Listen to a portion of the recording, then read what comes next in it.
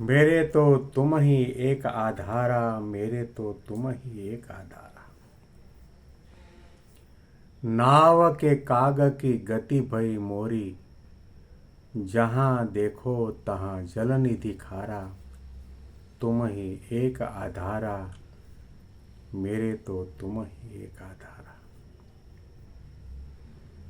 મુક્તાનંદ સ્વામીને ભગવાન સ્વામિનારાયણ સિવાય અનંત કોટી બ્રહ્માંડની અંદર બીજો કોઈ આધાર દેખાતો નથી. એના જેવું સર્વોપરીપણું દેખાતો નથી, કરતા હર્તાપણું દેખાતો નથી, એવી શક્તિ, સામર્થ્ય, ઐશ્વર્ય, પ્રતાપ દેખાતા નથી. અને એમના સિવાય જે કંઈ દેખાય છે જલનિધિ ખારા. સમુદ્રની અંદર ચારે બાજુ ખારું પાણી છે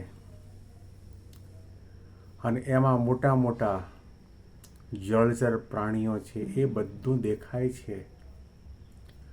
અને એમાંથી બચવા માટે અને આ કાંઠેથી સામા કાંઠે કહેતા ભગવાનના ધામ સુધી પહોંચવા માટેનો કોઈ પણ આધાર હોય તો ભગવાન છે. આધ્યાત્મિક માર્ગમાં શાસ્ત્રો આપણને ઢોલા નગારા વગાડી વગાડીને એક જ વાતનો નિર્દેશ કરે છે. કોઈ પણ જીવાત્માનું કલ્યાણ કાં તો સંત અને ભગવંત કૃપા કરે તો થાય, અથવા તો અતિ અગત્યનો મુદ્દો સાધના માર્ગની અંદર પ્રગટ ભગવાનની વિશે પ્રતીતિ આવે, નિષ્ઠાની ગાંઠ બંધાય, અનન્ય ભાવનો પ્રેમ અને ભક્તિ દ્રઢ થાય,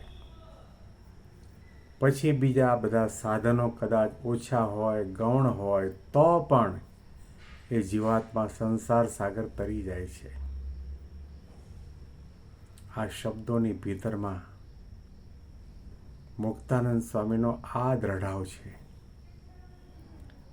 કોઈ પણ સાધન કે આરાધના, વ્રત તપાદિકને પ્રાધાન્ય આપ્યા કરતા ભગવાનની નિષ્ઠા દ્રઢ કરો, પ્રગટમાં પ્રતીતિ લાવો, એનો આધાર રાખો, એનું બળ રાખો, એની નિષ્ઠા દ્રઢ કરો, એના તરફ ફોકસ રાખો, એનું અનુસંધાન રાખો, એનો કેફ રાખો, એની મસ્તી રાખો, એની અલમસ્તાઈ રાખો,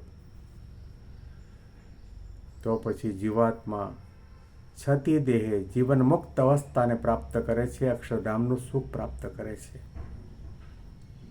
મહારાજ અને સ્વામીના ચરણ કમળમાં પ્રાર્થના કરીએ. આ પંક્તિનું ચિંતન કરીએ છીએ, પંક્તિ સાંભળીએ છીએ, પંક્તિ ગાઈએ છીએ, એ આપણા જીવનની અંદર આત્મસાત થાય એવી કૃપા દ્રષ્ટિ આપણા સૌના ઉપર કરે. આજે ગુરુ હરિ પ્રમુખ સ્વામી મહારાજ